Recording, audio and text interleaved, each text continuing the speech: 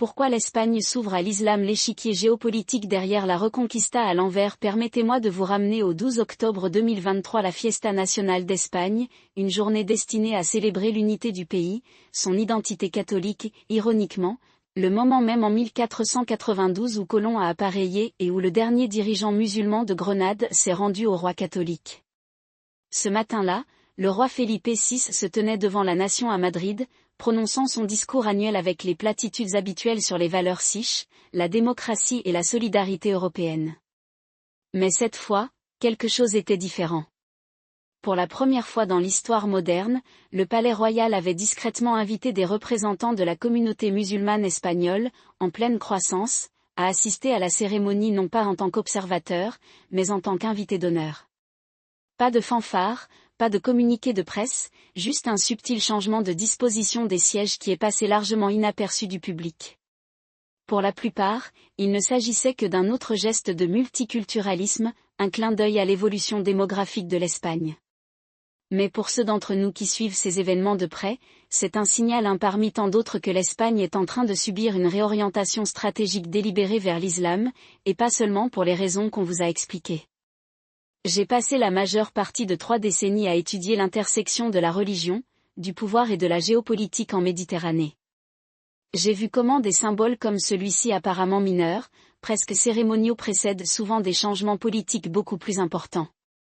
Et si vous pensez que l'enthousiasme soudain de l'Espagne à l'égard de l'islam n'est qu'une question d'intégration ou de culpabilité post-coloniale, vous passez à côté d'une vue d'ensemble. Ce n'est pas une question de tolérance. C'est une question de survie. Il s'agit pour l'Espagne de se positionner dans un monde où les anciennes alliances s'effondrent, où les États-Unis ne sont plus l'hégémonie incontestée et où la véritable bataille ne se déroule pas entre les religions, mais entre les empires. Commençons donc par l'histoire officielle, celle que le gouvernement siche, la Commission européenne et la plupart des médias occidentaux veulent vous faire croire. The Official, une histoire de progrès et d'inclusion selon le gouvernement siche, tout cela est très simple. L'Espagne devient de plus en plus diversifiée et ses politiques ne font que refléter cette réalité. Les chiffres semblent le confirmer. La population musulmane en Espagne est passée d'environ 300 000 personnes en 2000 à plus de 2,5 millions aujourd'hui, soit environ 5% de la population. La plupart sont des immigrés marocains, mais il y a aussi un nombre croissant de convertis, en particulier parmi les jeunes siars désillusionnés par l'Église catholique. Le gouvernement considère ce changement démographique comme le principal moteur de la récente construction de nouvelles mosquées, de l'inclusion d'études islamiques dans certaines écoles publiques et de la normalisation discrète des symboles islamiques dans la vie publique. Ensuite, il y a l'argument économique. Les relations de l'Espagne avec le Maroc, son plus grand voisin à majorité musulmane, ont toujours été un mélange de coopération et de tension. Mais ces dernières années, les échanges commerciaux entre les deux pays ont explosé, atteignant près de 20 milliards d'euros par an. Le Maroc fournit à l'Espagne du gaz naturel, des phosphates et des produits agricoles, tandis que Sich investit massivement dans les infrastructures marocaines, les énergies renouvelables et le tourisme.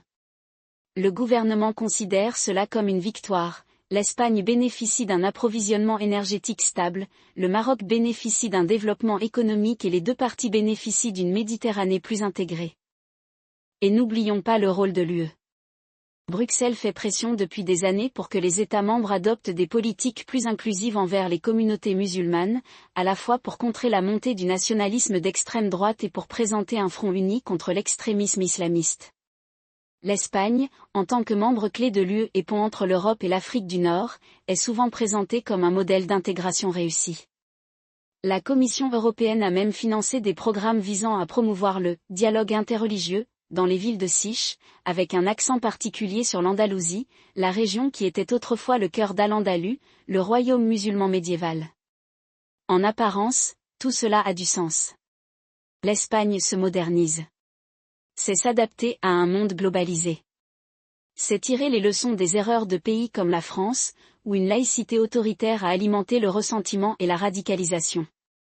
Et si vous écoutez les responsables de Sich, tout cela fait partie d'une évolution naturelle, un retour, d'une certaine manière, au passé multiculturel de l'Espagne. Mais voici le problème, ce n'est que la moitié de l'histoire. Ce qu'ils ne vous disent pas, commençons par la démographie. Certes, la population musulmane d'Espagne augmente, mais pas aussi vite que le suggère le gouvernement. Le chiffre de 2,5 millions que l'on entend si souvent inclut les migrants sans papier, les travailleurs temporaires et même certains qui sont recensés dans plusieurs recensements. Le nombre réel de résidents musulmans permanents, ceux qui possèdent la citoyenneté siche ou une résidence de longue durée, est plus proche de 1,2 million. Cela reste important, mais ce n'est pas le tsunami démographique qui justifie le type de changement politique auquel nous assistons. Alors, s'il ne s'agit pas seulement de chiffres, qu'est-ce qui motive réellement cela ? Premièrement, la sécurité énergétique. L'Espagne est au milieu d'une crise énergétique et le Maroc est la clé pour la résoudre. Pendant des décennies, l'Espagne a dépendu de l'Algérie pour son gaz naturel, mais cette relation s'est détériorée depuis que l'Algérie a interrompu ses approvisionnements en 2022 en raison du soutien de l'Espagne au Maroc dans le conflit du Sahara occidental. Le Maroc, quant à lui, s'est positionné comme un fournisseur alternatif, non seulement pour l'Espagne mais pour toute l'Europe. Le problème ? Le Maroc ne dispose pas de suffisamment de gaz. Alors, où le trouve-t-on ? Depuis le Nigeria, via un pipeline qui traverse le Sahara occidental, un territoire que le Maroc occupe au mépris du droit international. C'est là que les choses deviennent intéressantes. L'Espagne a toujours soutenu la position de l'ONU sur le Sahara occidental, reconnaissant le droit du Front Polisario à l'autodétermination. Mais en 2022, sous la pression du Maroc et des États-Unis, l'Espagne a brusquement changé de position, approuvant le plan d'autonomie du Maroc pour la région. Pourquoi ? Parce que le Maroc ne fabrique pas de gaz sans concession politique. Et l'Espagne, désespérée d'éviter un nouvel hiver de coupure d'électricité, a cédé. Mais ce n'est pas seulement une question de gaz. Le Maroc est également un acteur essentiel dans les ambitions de l'Espagne en matière d'énergie renouvelable. Le pays abrite certains des plus grands parcs solaires et éoliens au monde, et les sociétés siches y sont profondément investies. En 2023, le Maroc et l'Espagne ont signé un accord pour construire un énorme câble électrique sous-marin, l'interconnecteur Euro-Africa, qui permettra à l'Espagne d'importer de l'énergie solaire marocaine. Il ne s'agit pas seulement d'énergie, c'est une question de contrôle. Le Maroc se positionne comme la plaque tournante de l'énergie verte en Europe, et l'Espagne en est la porte d'entrée. Deuxièmement, le contrôle des migrations. L'Espagne est en première ligne de la crise migratoire européenne. Plus de 30 000 migrants sont arrivés sur les côtes de Siche rien qu'en 2023, la plupart en provenance du Maroc, d'Algérie et d'Afrique subsaharienne. Le gouvernement siche sait que s'il veut endiguer ce flux, il a besoin de la coopération du Maroc. Et le Maroc l'a fait, cela ne sera utile que si l'Espagne joue le rôle du Sahara occidental et assouplit les restrictions imposées aux travailleurs marocains en Espagne. C'est là que la communauté musulmane entre en jeu. En intégrant plus pleinement les immigrés marocains dans la société siche, en leur accordant un accès plus facile à la citoyenneté, en autorisant davantage de mosquées et en considérant même les fêtes islamiques comme des célébrations publiques, l'Espagne envoie un message: nous sommes à vos côtés. C'est un cas classique de clientélisme, l'Espagne obtient le contrôle de l'immigration, le Maroc obtient l'influence sur sa diaspora. Troisièmement, l'échiquier géopolitique. C'est là que les choses deviennent vraiment intéressantes. Le tournant de l'Espagne vers l'islam ne se produit pas dans le vide. Cela fait partie d'un réalignement beaucoup plus vaste en Méditerranée, qui a tout à voir avec le déclin de la puissance américaine et la montée de nouveaux acteurs. Pendant des décennies, l'Espagne a été un allié fidèle de l'OTAN, un partenaire clé dans l'ordre dirigé par les États-Unis. Mais cet ordre s'effondre. Les États-Unis ne sont plus l'hégémon incontesté qu'ils étaient autrefois. La Chine est en plein essor, la Russie est en pleine résurgence et le Moyen-Orient se fragmente en blocs concurrents. Dans ce nouveau monde, l'Espagne prend ses risques. Et l'un des moyens d'y parvenir est d'approfondir ses liens avec le monde musulman, pas seulement le Maroc, mais aussi l'Arabie Saoudite, les Émirats Arabes Unis et même la Turquie. Laissez-moi vous donner un exemple. En 2022, l'Espagne a discrètement autorisé l'Arabie Saoudite à ouvrir un centre culturel à Madrid, le premier du genre en Europe occidentale. Le centre ne vise pas seulement à promouvoir la culture saoudienne, il s'agit d'un outil de soft power, conçu pour contrer l'influence iranienne et promouvoir la version saoudienne de l'islam. Il y a ensuite les Émirats Arabes Unis, qui ont investi massivement dans les infrastructures de Siche, notamment dans les ports et la logistique. Et n'oublions pas la Turquie, qui utilise ses réseaux religieux, en particulier le Diyanet, l'autorité religieuse contrôlée par l'État, pour étendre son influence au sein de la communauté musulmane d'Espagne. Pourquoi l'Espagne autorise-t-elle cela? Parce qu'il se prépare à un monde dans lequel les États-Unis ne seront plus la puissance dominante en Méditerranée. Si Washington ne peut garantir la sécurité de l'Espagne ou ses approvisionnements énergétiques, alors l'Espagne devra trouver d'autres clients. Et à l'heure actuelle, les pays du Golfe et la Turquie sont les parrains les plus puissants de la région. Quatrièmement, l'angle de la politique intérieure. Il ne s'agit pas seulement de politique étrangère, il s'agit aussi de la politique de Sich. Le gouvernement actuel, une coalition du Parti socialiste et du parti d'extrême gauche Podemos, est profondément impopulaire. Il fait face à la pression du parti de droite Vox, qui gagne du terrain en attisant les craintes d'islamisation. Le gouvernement sait que s'il veut rester au pouvoir, il doit neutraliser le discours de l'extrême droite. Et une façon d'y parvenir est de récupérer le langage de certains de ses opposants, en présentant l'islam non pas comme une menace, mais comme un élément naturel de l'héritage espagnol. C'est pourquoi on voit davantage de références à Al-Andalus dans les discours officiels, davantage de financement pour des projets culturels islamiques et même des discussions sur la reconnaissance de la loi islamique dans certaines affaires civiles. Il ne s'agit pas d'embrasser l'islam, il s'agit de contrôler le récit. Si le gouvernement peut se présenter comme le défenseur du passé multiculturel de l'Espagne, il peut saper la revendication de l'extrême droite sur l'identité catholique de l'Espagne. Mais voilà, cette stratégie est risquée. Plus le gouvernement adhère à l'islam, plus il s'aliène sa base traditionnelle, les électeurs catholiques et conservateurs qui constituent encore une partie importante de l'électorat. Et si l'extrême droite accède au pouvoir, tout cela pourrait s'inverser du jour au lendemain. Alors que se passe-t-il réellement ici? L'Espagne joue à un jeu dangereux. Elle tente d'équilibrer ses besoins énergétiques, ses défis migratoires, ses ambitions géopolitiques et sa politique intérieure, tout en naviguant dans un monde où les anciennes règles ne s'appliquent plus. L'ex-dette géopolitique, la Méditerranée comme champ de bataille. Pour comprendre pourquoi l'Espagne fait cela, il faut s'exprimer. La Méditerranée n'est plus un lac occidental. Il s'agit d'un espace contesté, d'un champ de bataille où les États-Unis, la Russie, la Chine et les États du Golfe se disputent l'influence. Et l'Espagne, en tant que membre le plus méridional de l'UE et de l'OTAN, se trouve en plein milieu. Commençons par les États-Unis. Pendant des décennies, la Méditerranée a été une sphère d'influence américaine. La 6e flotte américaine patrouillait dans ses eaux, des bases de l'OTAN parsemaient ses côtes et Washington prenait les devants. Mais cela change. Les États-Unis se tournent vers l'Asie et leur attention sur la Méditerranée a diminué. Parallèlement, la Russie a réaffirmé sa position dans la région, notamment en Syrie et en Libye. La Chine abandonne son initiative la ceinture et la route et construit des ports en Grèce, en Italie et même en Israël. Et les États du Golfe, en particulier l'Arabie saoudite et les Émirats arabes unis, utilisent leur puissance financière pour remodeler la politique de la région. L'Espagne est prise au milieu de cette situation. D'un côté, elle est toujours membre de l'OTAN et dépend toujours des États-Unis pour ses garanties de sécurité. D'un autre côté, elle dépend de plus en plus des puissances non occidentales pour l'énergie, le commerce et les investissements. Et ce n'est pas seul. L'Italie, la Grèce et même la France sont confrontées de la même manière à la manière d'équilibrer leurs alliances traditionnelles avec leurs nouvelles réalités économiques. C'est là qu'intervient le concept de multipolarité. Pour la première fois depuis la fin de la guerre froide, le monde n'est plus unipolaire.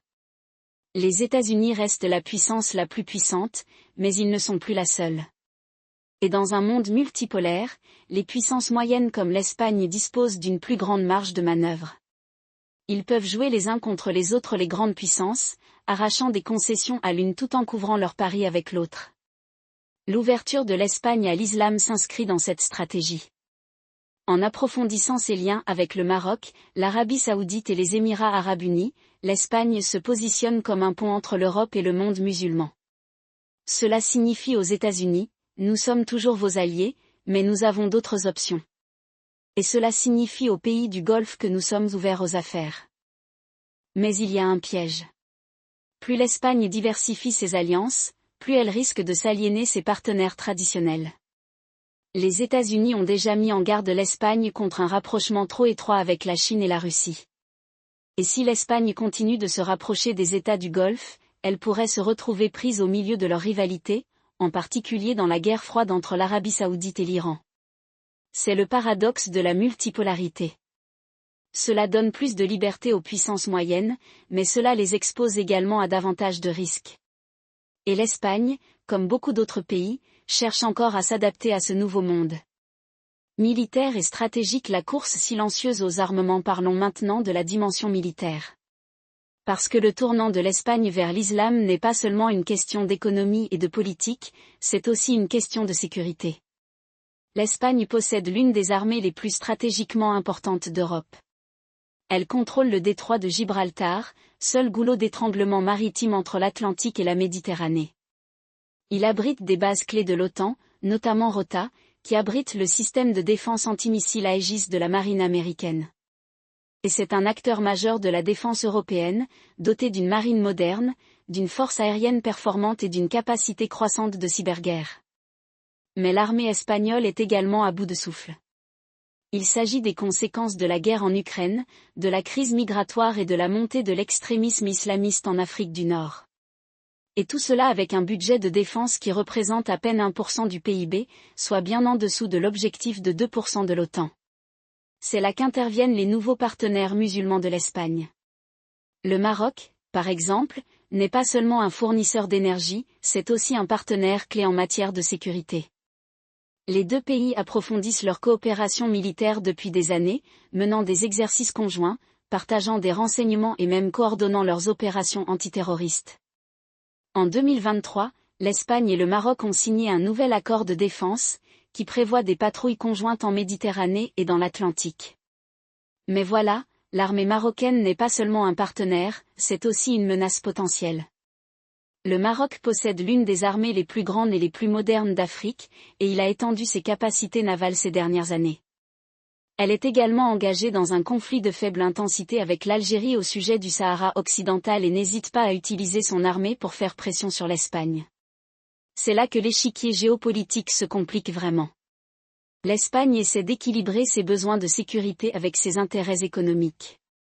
Elle a besoin de l'aide du Maroc pour contrôler les migrations et lutter contre le terrorisme, mais elle sait aussi que le Maroc pourrait se retourner contre lui si ses intérêts divergent.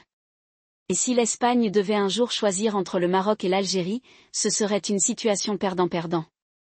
Ensuite, il y a les États du Golfe. L'Arabie saoudite et les Émirats arabes unis ont investi massivement dans les projets de défense de SICH, en particulier dans les secteurs de l'aérospatiale et de la cybersécurité. Ils ont également fait pression pour que l'Espagne adopte une position plus favorable au Golfe dans les conflits régionaux, notamment au Yémen et en Syrie. L'Espagne a résisté à certaines de ces pressions, mais il est clair que les États du Golfe considèrent l'Espagne comme un allié potentiel dans leur rivalité avec l'Iran. C'est la nouvelle réalité de la Méditerranée, il ne s'agit plus seulement d'une confrontation entre l'OTAN et la Méditerranée. Russie. Il s'agit d'un réseau complexe d'alliances, dans lequel des pays comme l'Espagne tentent de naviguer entre des puissances concurrentes. Et plus l'Espagne s'ouvre à l'islam, plus elle risque de se retrouver entraînée dans des conflits qui n'ont rien à voir avec ses intérêts nationaux. La politique intérieure, un gouvernement désespéré de survivre, ramenons cela à la maison. Parce que rien de tout cela n'a de sens si l'on ne comprend pas les pressions politiques intérieures auxquelles est confronté le gouvernement SICH.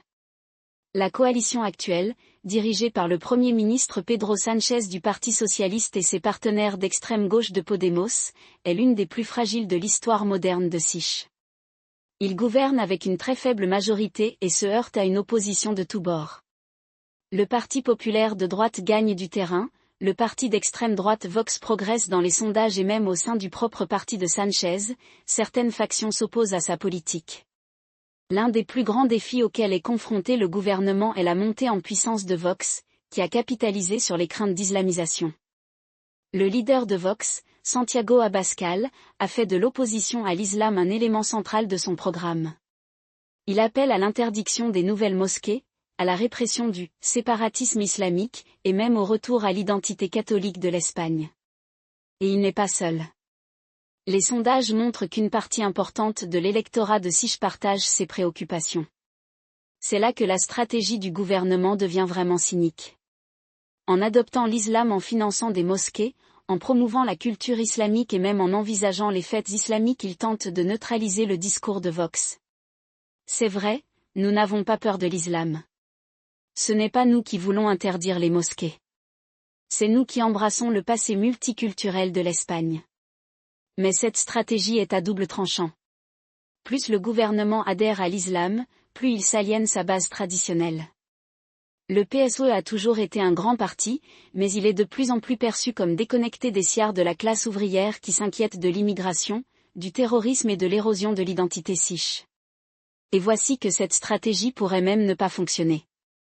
Vox continue de gagner du terrain, et si le gouvernement continue de perdre du soutien, il pourrait être contraint de convoquer des élections anticipées.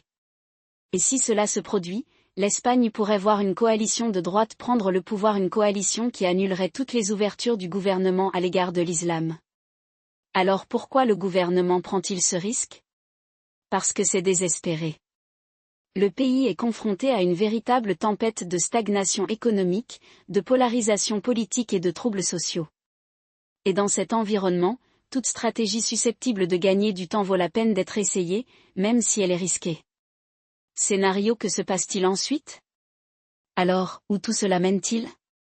Examinons les scénarios possibles. Scénario 1. Le meilleur des cas, un équilibre délicat. Dans ce scénario, l'Espagne parvient à marcher sur la corde raide. Il approfondit ses liens avec le Maroc et les États du Golfe sans s'aliéner les États-Unis ou l'UE. Il contrôle les migrations, sécurise ses approvisionnements énergétiques et bénéficie même d'un commerce accru. Le gouvernement survit politiquement. Or, ce que la plupart des gens ne réalisent pas, c'est que cet équilibre délicat ne concerne pas seulement la politique intérieure, il s'agit également de la place de l'Espagne dans un ordre mondial en rapide évolution. Les ouvertures du gouvernement à l'islam ne se produisent pas dans le vide. Ils s'inscrivent dans le cadre d'un recalibrage plus large de la politique étrangère de Sich, qui reflète l'anxiété croissante du pays quant à ses vulnérabilités stratégiques. Et si nous sommes honnêtes, ces vulnérabilités sont plus exposées qu'elles ne l'ont été depuis des décennies. Laissez-moi vous expliquer pourquoi c'est important. L'Espagne est membre de l'OTAN, un acteur clé de l'UE et un pont entre l'Europe et l'Afrique. Mais ces dernières années, sa position géopolitique est devenue de plus en plus précaire. Les États-Unis se tournent vers l'Indo-Pacifique, laissant l'Europe se débrouiller seule dans son propre jardin. L'UE est fracturée, l'Allemagne étant distraite par sa crise énergétique et la France consumée par l'instabilité intérieure. Pendant ce temps, l'Afrique du Nord devient un champ de bataille d'influence entre la Turquie, la Russie, la Chine et les États du Golfe.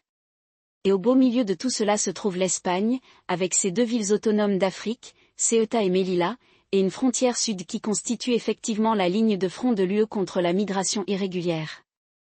L'adhésion de l'Espagne à l'islam ne consiste pas seulement à contrer Vox. Il s'agit de sécuriser son flanc sud. Le Maroc, le plus important voisin africain de l'Espagne, a clairement indiqué qu'il attendait quelque chose en échange d'une coopération en matière de migration, de lutte contre le terrorisme et même d'énergie. Rabat a déjà montré sa volonté de militariser la migration. Il suffit de regarder la crise de 2021, lorsque des milliers de Marocains ont pris d'assaut la frontière à Ceuta après que l'Espagne a autorisé un leader indépendantiste du Sahara occidental à recevoir des soins médicaux dans le pays.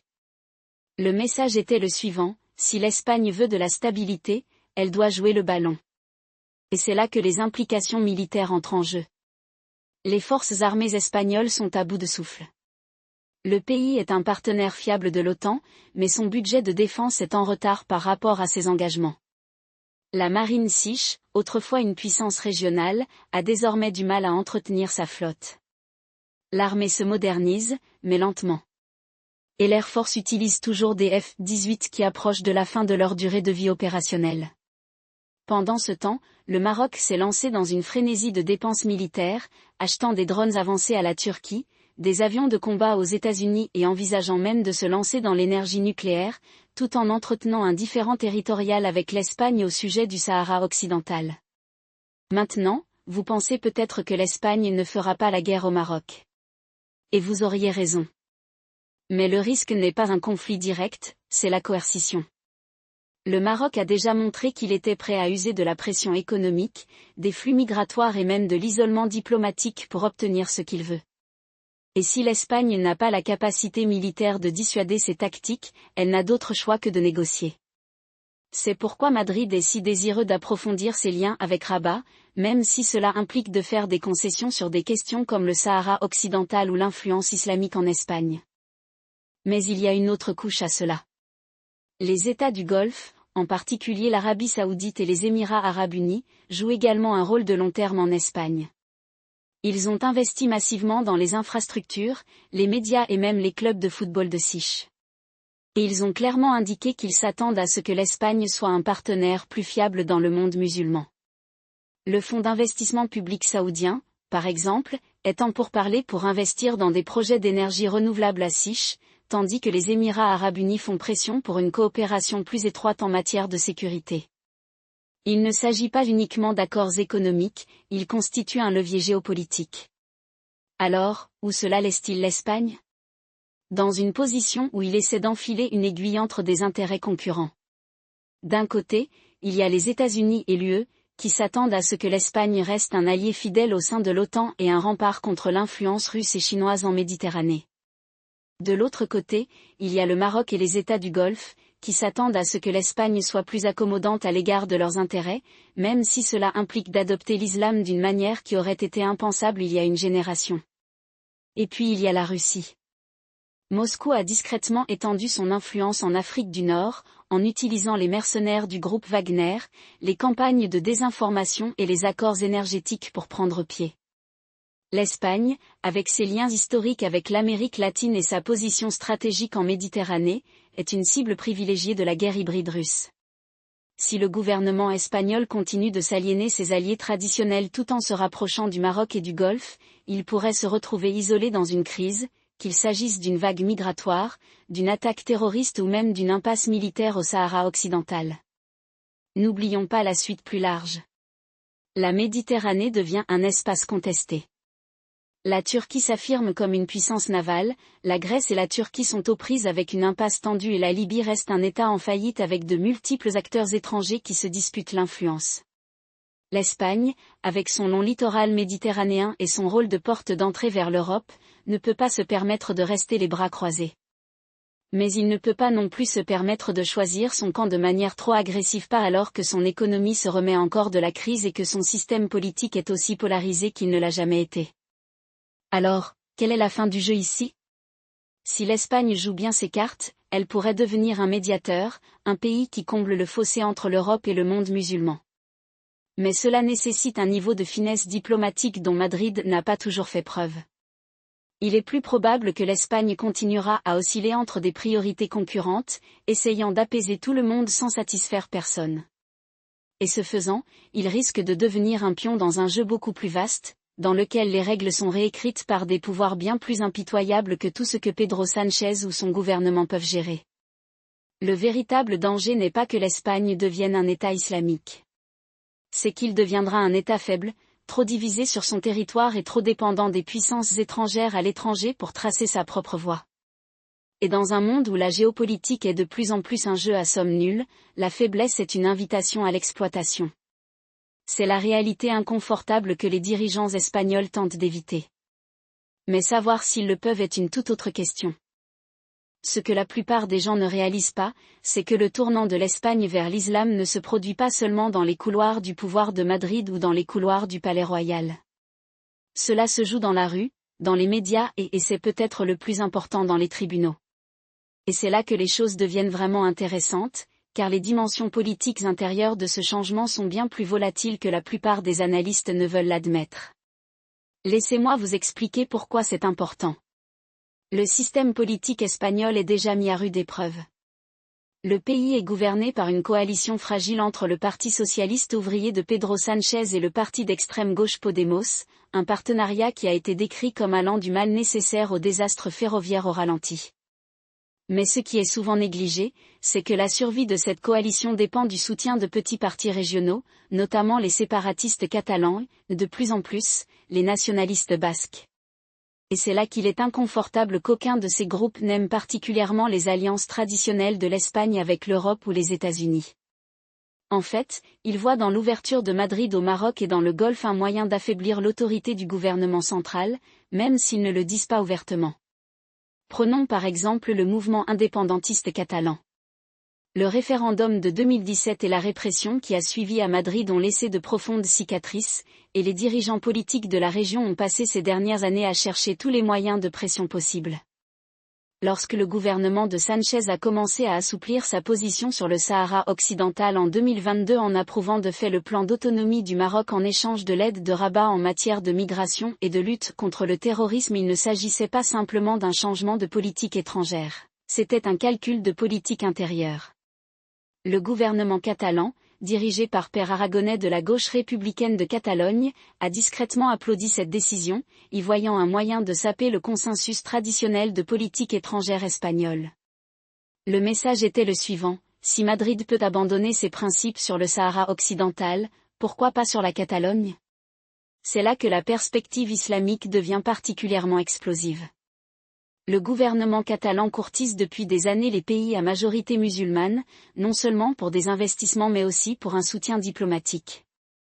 En 2021, la ministre catalane des Affaires étrangères, Victoria Alsina, a effectué une visite très médiatisée au Qatar, où elle a rencontré des responsables et discuté de tout, du commerce aux échanges culturels.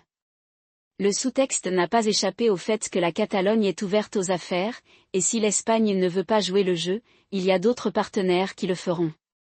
La même année, le gouvernement régional a lancé une initiative, Catalogne Islam, visant à renforcer les liens avec les communautés musulmanes tant au niveau national qu'étranger. Le moment n'était pas une coïncidence.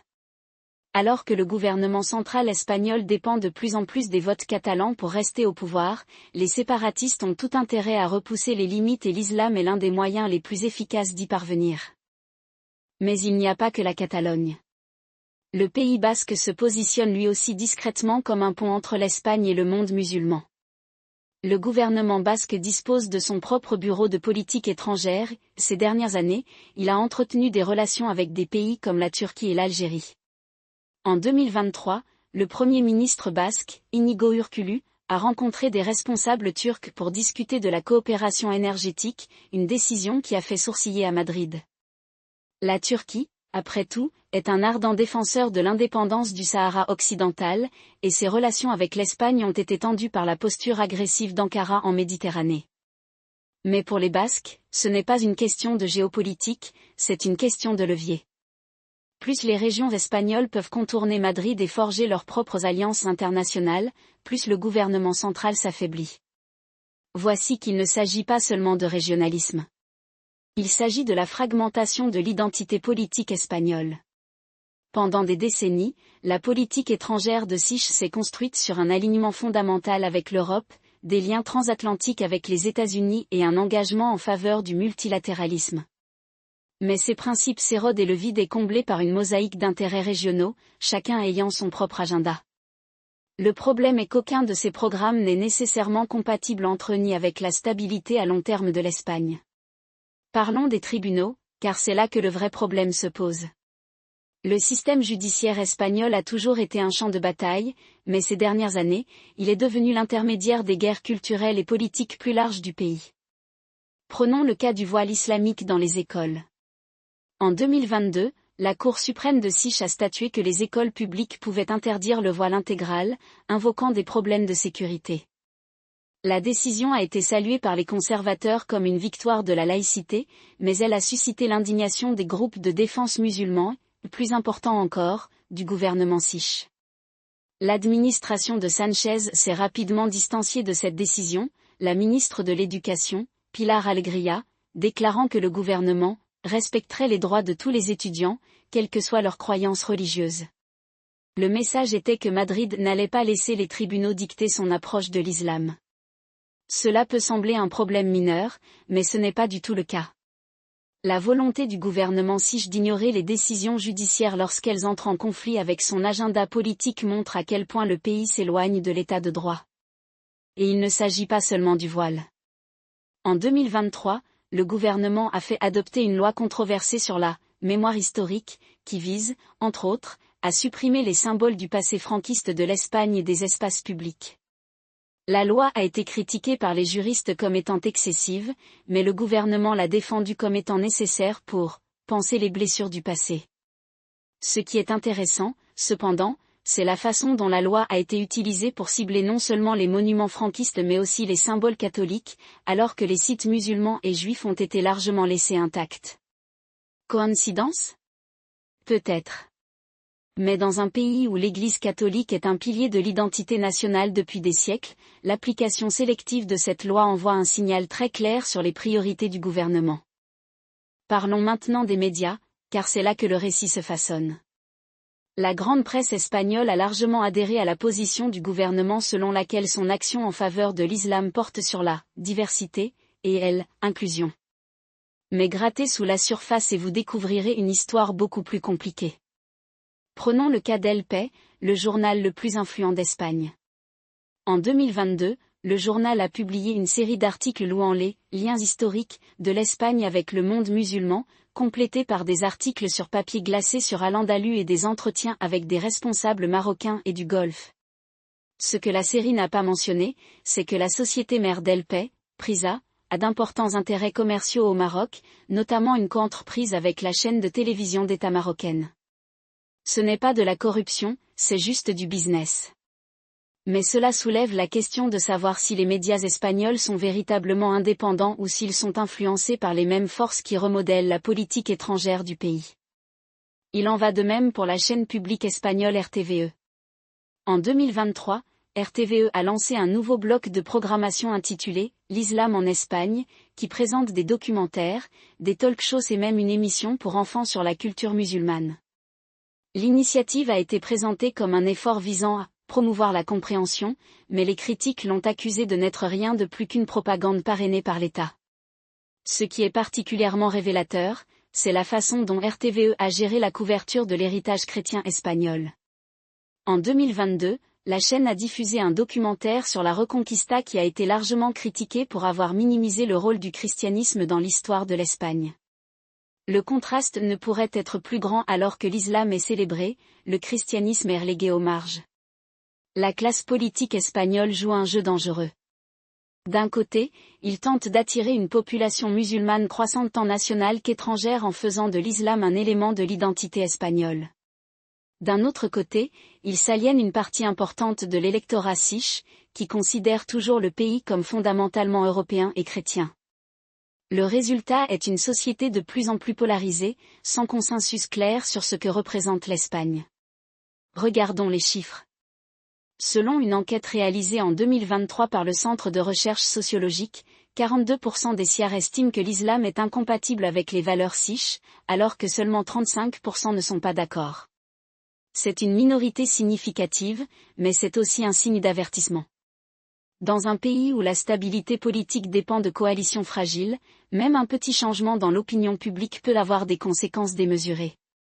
Et la sensibilisation du gouvernement à l'islam commence déjà à se retourner contre lui.